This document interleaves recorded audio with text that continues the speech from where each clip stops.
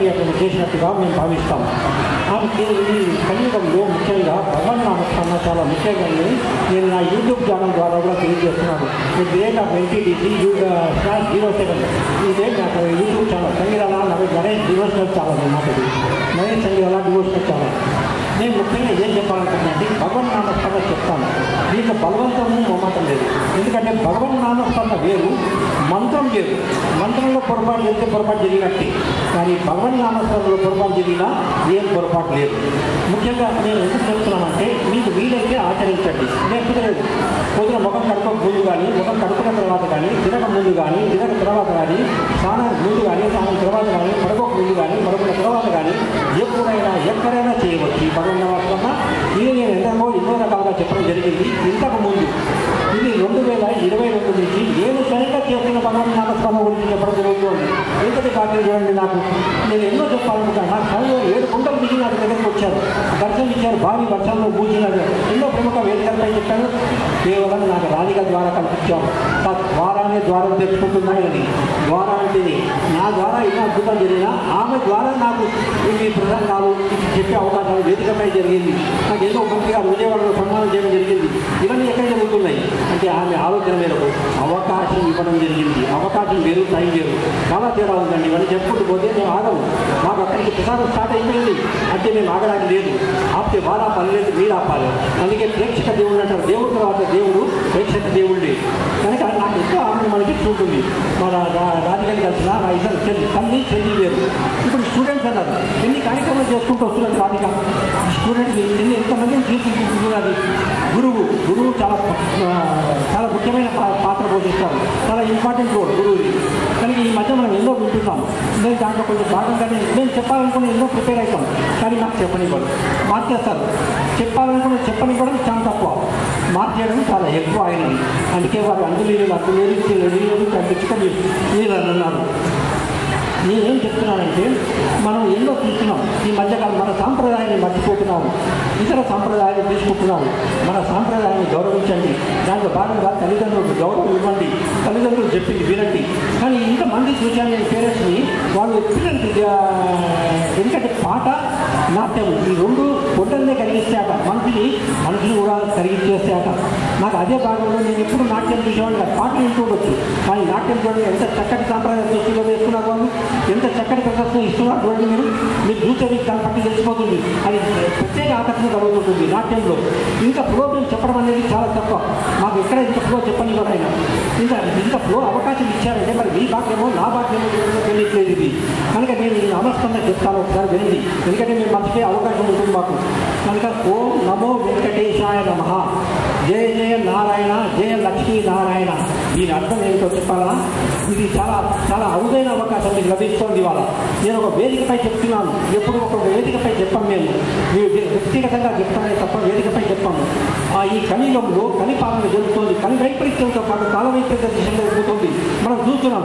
ఇప్పుడు ఎండలు ఏమిటి, ఇంకా వేడి ఏమిటి, వర్షాలు ఇక్కడ ఏది వర్షాలు పడ్డట్టే పడ్డాయి. కానీ వేడి కంటే ఇది కాల వైపరీత్య భాగంలో. దీని గురించి నేను సంభాషించడం జరిగింది స్వామివారిని. స్వామివారు దాని గురించి తెలియజేయడం కూడా జరిగింది. అది చెప్పుకుంటూ పోతే స్వామి ఏంటి వైపరీత్యం, కలి వైపరీత్యమే కాక కాల వైపరీత్య దిశగా పోతున్నారు. శాంతించండి స్వామి, మన్నించలేరా, ఈ అవకాశాన్ని కల్పించలేరా అని అడిగాను నేను. శభాష్, నువ్వు అడిగావు కాబట్టి ఇస్తాను, కానీ నువ్వు ఆ పని చేయగలవా అన్నారు. అది చాలా చాలా ఉందని మాట్లాడాలంటే, కానీ అది మన్నించండి స్వామి, నా వల్ల కాదని చెప్పాను. 140 కోట్ల మందికి ఈ భారత ప్రజలని ఒకేసారి ఈ భగవన్నామస్మరణ చేయించగలవా అని అడిగితే, స్వామి మన్నించండి, శాంతించి మన్నించండి అని వేడుకున్నాను నేను. ఇంతటి భాగ్యమా నాకు?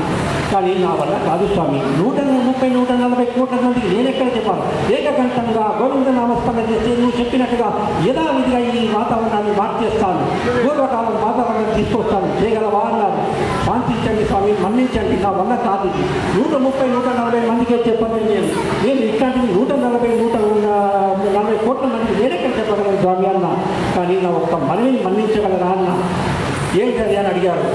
స్వామి కనీసం ఒక సంవత్సరం పాటు ఈ వాతావరణం మార్చగలరా అన్న, లేదా కనీసం ఒక నెల పాటు, కనీసం ఒక్క వారాన్నైనా మార్చి చూపించండి స్వామి, కనీసం ఒక్క రోజైనా యథావిధికి తీసుకురాగలరా?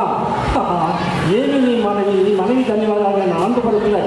శబాష్ ఇచ్చాను పోనరైనా ఒక్క రోజు అన్నావు కాబట్టి ఇచ్చేస్తున్నా, ప్రజల కోసం ఇంత అడుగుతున్నావా, నీవు ఇంత మనవి చేస్తున్నావా అన్నాడు ఆయన. అవును స్వామి, ఇతరుల ఆనందమే నాకు మానంగా మార్చాను అని అడిగాను మీకు. అప్పుడు శబాష్ అన్నారు, మళ్ళీ ఇప్పుడు శబాష్ అన్నారు స్వామి. ఇంతకంటే కాదు, ఇది కొన్ని సంవత్సరాల క్రితం జరిగిన సంఘటన. నేను మా సంభాషణ గురించి చెప్తున్నాను మీకు. ఇది కనుక చాలా ఉంటుంది. ఈ ఇంతమంది నామస్మరణ చేస్తే ఇస్తానన్నాడు ఆయన. గోవింద నామస్మరణ అందుకంటే గొప్పదని ఒక ప్రముఖులు తెలియజేశారు. అంటే నేను చెప్తున్నది అద్భుతము, ఆశ్చర్యము, ఆనందము, అవకాశం ఎట్లయితే వచ్చిన పేపర్లో నా దగ్గర కటింగ్స్ ఉన్నాయి. ఇంతకుముందు వాడటం లేదు, ఇప్పుడు వాడటం లేదు.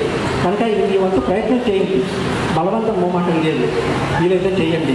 ఇట్లా చెప్పుకుంటూ పోతే ఉన్నాయి. నేను ముఖ్యంగా ఈ పిల్లలకు చెప్పాలనుకున్నది ఏంటంటే, భగవన్ నామస్మరణ చేస్తూ తల్లిదండ్రులు గౌరవిస్తూ వారి దగ్గర శిక్షణ, అద్భుతమైన శిక్షణ పొందండి. ముఖ్యంగా ఇటువంటి మంచి మనిషి, ఇంత మంచి రాధిక అంటే నాకు పిల్లలు వస్తాయి కానీ చాలా మర్చిపోలేదు. చాలా చక్కటి మనిషి, నవ్వుతూ ఉంటుంది, పలకరిస్తూ ఉంటుంది.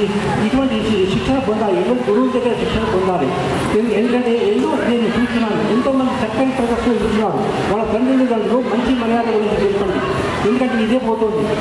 తండ్రి మొదటి గురువు, తర్వాత గురువు. కానీ తల్లిదండ్రుల్ని మార్చుతున్నారు, గురువుల్ని మార్చుతున్నారు, చివరికి భగవంతుడిని మార్చడం కూడా విన్నాను నేను, స్వయంగా చూశాను నేను. కానీ అవి చేయకండి. భగవంతుడిని మారిస్తే, భగవంతుడు మనల్ని మారిస్తే ఏ విధంగా ఉంటుంది చెప్పండి? ఆ తీవ్రత తట్టుకోలేదుగా. కనుక నా వంతు చిన్న మనవి చేస్తున్నాను, small request. Don't change the parents, don't change the గురువు, and don't change the god. ఇంగ్లీష్లో కూడా చెప్పాను, ఎందుకంటే ఇంగ్లీష్లో చెప్పమని మా రాధిక అన్నాను పదాలు వాడుతున్నావు, నాకు అసలే పదాలే రావు. ఏం వాడు పదాలు ఏమిటి? నేను ఇక్కడ చదువుకున్న చాలా తక్కువ, తిరగడమే నాకు. అట్లాంటిది యాస భాష మొత్తం మార్చేశారు ఆయన. 2010 నుంచి కంప్లీట్ చేంజ్ చేసేసారు ఆయన. తీర్చిదిద్దాలంటే ఎటువంటి మనిషినైనా తీర్చిదిద్దగలరనేది నేనే ఉదాహరణ. దానికి ఎన్ని చెప్పగలను చాలా ఉన్నాయి. నేను చదివింది తక్కువ, పుస్తకాలు కానీ విన్నది కానీ తక్కువ. నాకు ఇస్తున్నదే చాలా ఎక్కువ.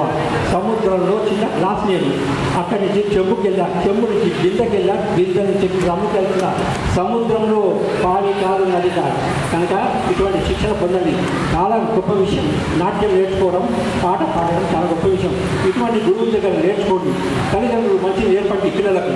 వారు గురువుల దగ్గర కూడా ఎప్పుడు కానీ పాదాభివందనం చేసేటప్పుడు చెయ్యి భూమికి తాకరాదు, చెయ్యి కాలికి తాకరాదు.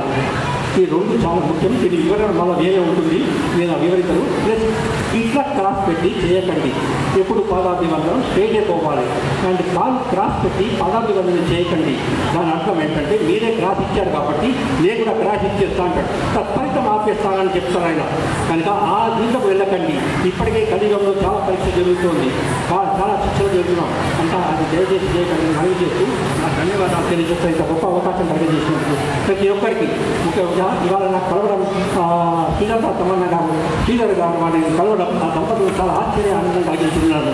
ఇటువంటి పెద్దలు వస్తున్నారు, వివిధ రకాల వాళ్ళని పిలుచుకొని రాక అభినందన నిజంగానే ఆమె మెచ్చుకోవాల్సింది. నాకు ప్రత్యేక అభినందనలు, శుభాకాంక్షలు తెలియజేస్తున్నాను, ధన్యవాదాలు తెలియజేస్తున్నాను. ఓం నమో వెంకటేశాయ.